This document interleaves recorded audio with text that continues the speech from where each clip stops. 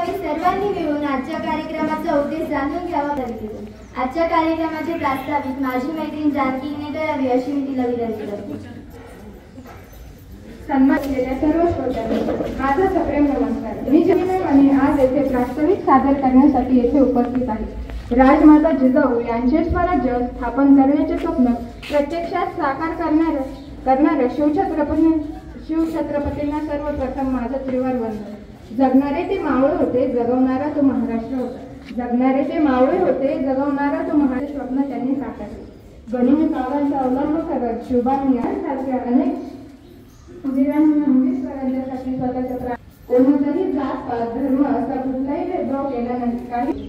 पण खरं तर राजा आज तुमचा जन्मदिवस म्हणजे 19 फेब्रुवारी. मनापासून खूप आनंद होतोय राजा, पण तुमच्या आमच्या पिकणार नाही राजा. राजा आज तुमचा जन्मदिवस राजा. राजा आता अनेकांच्या मनातली शिवभक्ती जागी होणार राजा. राजा आणि जय शिवाजीचा नारा देऊन फिरणार राजा. पण राजा खरंच एक प्रश्न पडतो की यांनी तुमचा इतिहास खरंच जागवला राजा. राजा हे लोक म्हणतात की राजा हे राजकारणी लोक आज तुमच्या जन्मदिवशी आपल्या गड किल्ल्यांना तोडायला चालले राजा.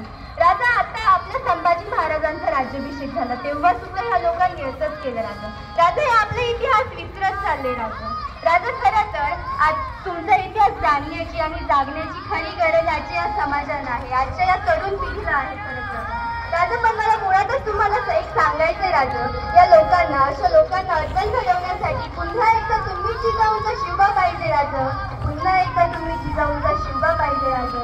तुमचा इतिहास दाखवण्यासाठी आज नक्की या राजा. तुमचा इतिहास दाखवण्यासाठी आज नक्की या राजा.